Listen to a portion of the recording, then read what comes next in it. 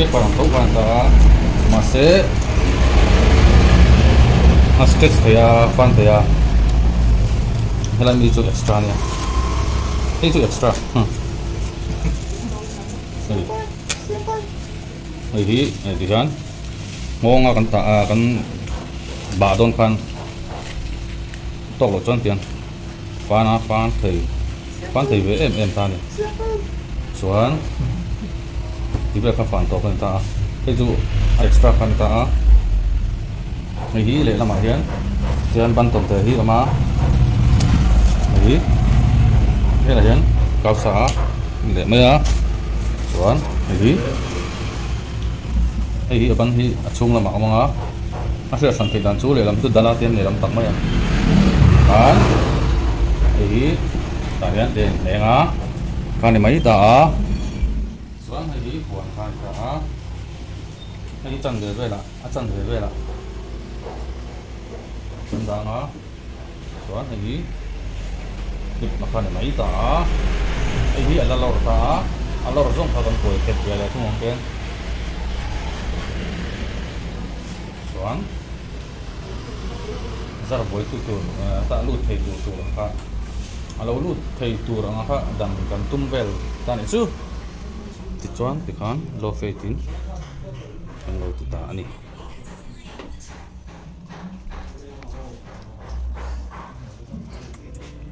ish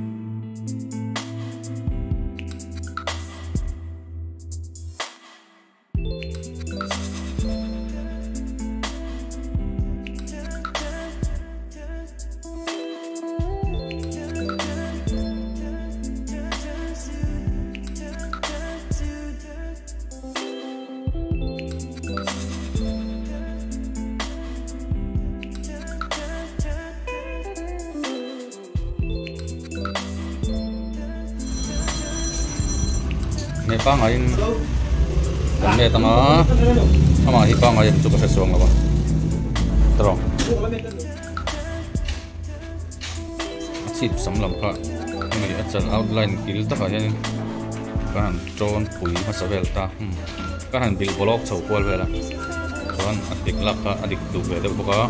tin anoi lak lai lo zar boi tu kha om lo ve ta tiang vel tan chuan han clip chho vel thin ta ni number 2 6mm velin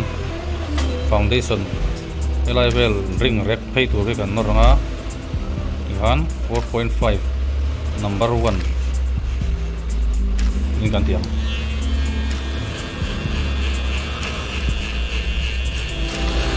hi đủ lên nó trăng mà chung ami hi đủ lên sắm chuối nó làm lại đủ anh mấy à xuống cái mi number 2 na kan nor na hianin hoi lama trăng khanin atilang slope tu khana ai tein kan noi chok chok le don tan chu te lama trăng hianin har deuh sina sama buk phase 1 sama buk pro biau chuanin agar lian hian soi thlap pop popila chuan a hoi lang gatina kan nor ron thoka ate noi reila asiam jok te kan ti 4.5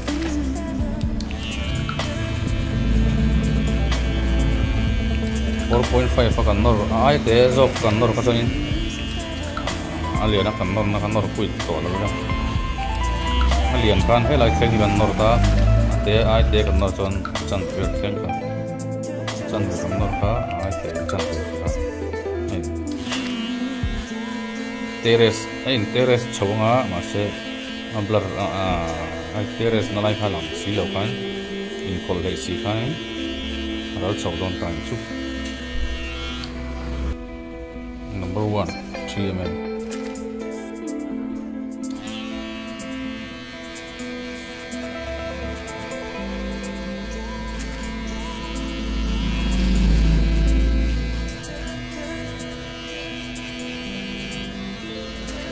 kan hoi lam pa sungam ayan pan khabe zel don ta heti zong en hianin dekela aku dona lai sang khul le super te wal bok che kan pak mai don ni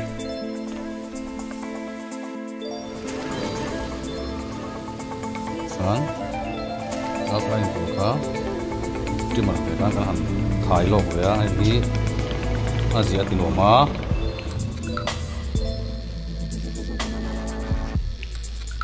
le lama asin tu ko ta ya le lam kan ti nu alai ta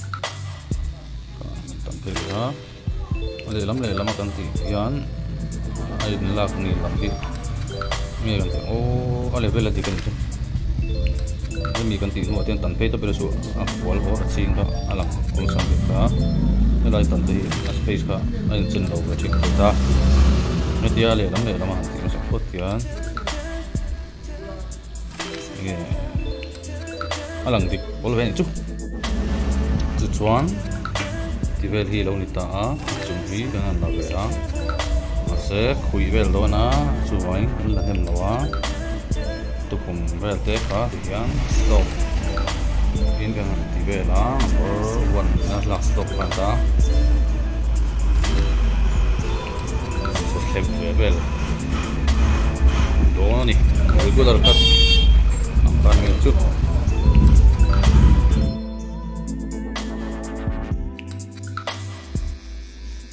timar hate kan mai teng ron ra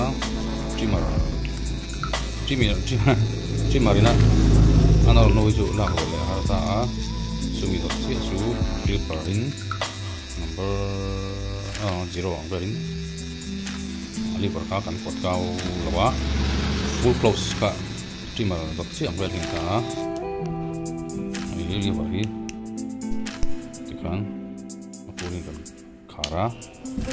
mi dot chi hi chu ni tum ba kan no le a chumi chu angkat kan